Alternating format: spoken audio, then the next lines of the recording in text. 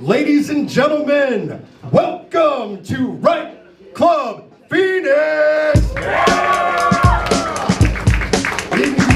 What is it, Jam? Work versus vacation. Work versus vacation! Tonton, this is Tyler the Creator. Come on up. Tonton with work. Are you ready? Ready. Right Club audience, are you ready? Tonton with work in 3, 2, 1, begin. They gave me the word work. My first thoughts, I just started teaching. See, I have been trusted with a sword that is the future, told to take names and kick ass, but first, I gotta buy my own pencils. Though, work isn't something I can define just by my present. In my past, I spent 4 years working for the coffee siren, the totalitarian monster that is Starbucks paid for my education. But in order to do so, Starbucks took the funds from Colombian farm workers, paying them less than $1 a day.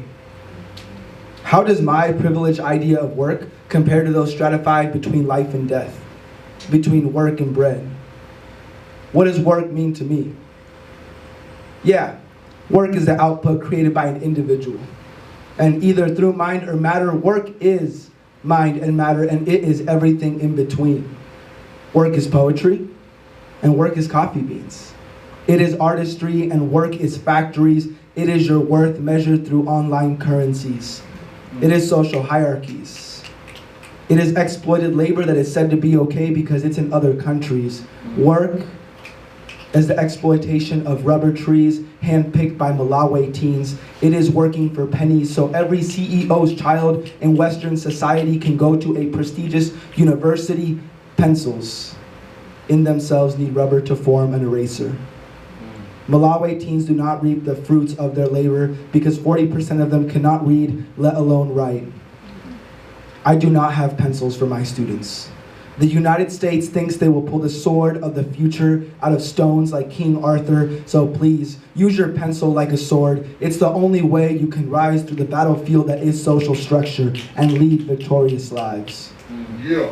See, we don't care for society, we care for those kind of anomalies. And generational wealth patented by the American dream, because you are nobody without your currency. You may be a dope poet, but you never write a word in your quirky, cute Target notebook without structurally stepping on those with no way out. Those who work 16-hour days for a bite of bread, and I feel like a piece of shit giving them crumbs while I write about my hunger. Thank you for the pencils and the coffee while I write, and thank you so much for being the bottom of the ladder.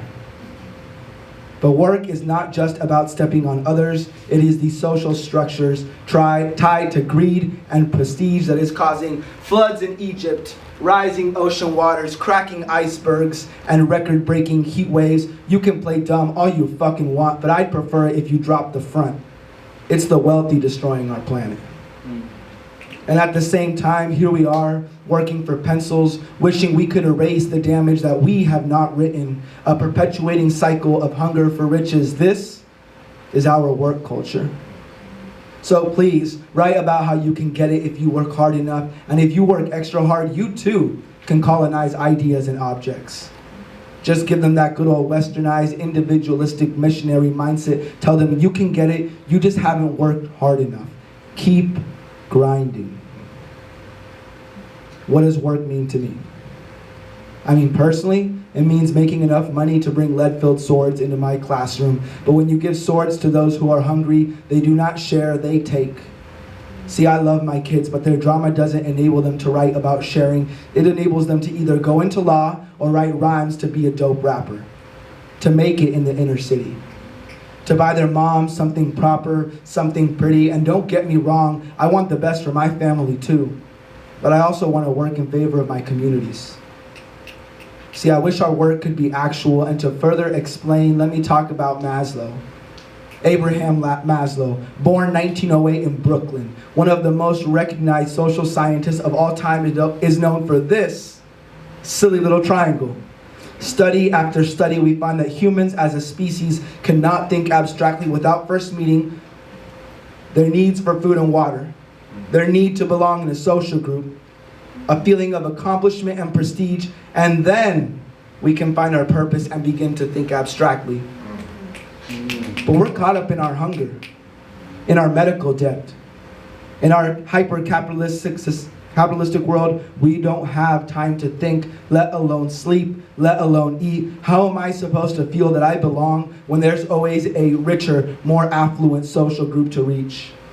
How can I feel prestige when the top of the ladder isn't interested in what I eat? They're a lot more interested in what is new every single week. Every single week we find something new to strive for. It's a culture that never lets us rest. And don't get me wrong, I see the need for competition and the progression of humanity, and to an extent, isn't that why we're all poets? We're artists? Is this for the money? Are we beginning to reach our purpose, to progress humanity through our artistry? Will we ever stop reaching for new heights? I don't think so. Let us slow the decay of the earth using our swords to define new legislation against the corporate giants that exploit countries for oil. Let us destroy big pharma and the lobbyists that allow incentives for doctors prescribing opiates. Let us treat education as the civil rights movement of our time and fund our communities rather than use them as a stepping stool for our more affluent communities. I'm not saying I want to take my wealthy neighbor's money. I'm saying I want teens in Malawi to reap their benefits, to write with pencils. I want Colombian farm workers to drink a fucking latte. And I want my kids to work for themselves, to go to prestigious universities and to find their purpose, rather than to work for copper coins so someone else can enjoy the gold they're worth. We as a society could stand so tall if we didn't have to step on others to stand taller. And if you disagree with me, please see me after the show. But be warned, I brought my lead-filled sword.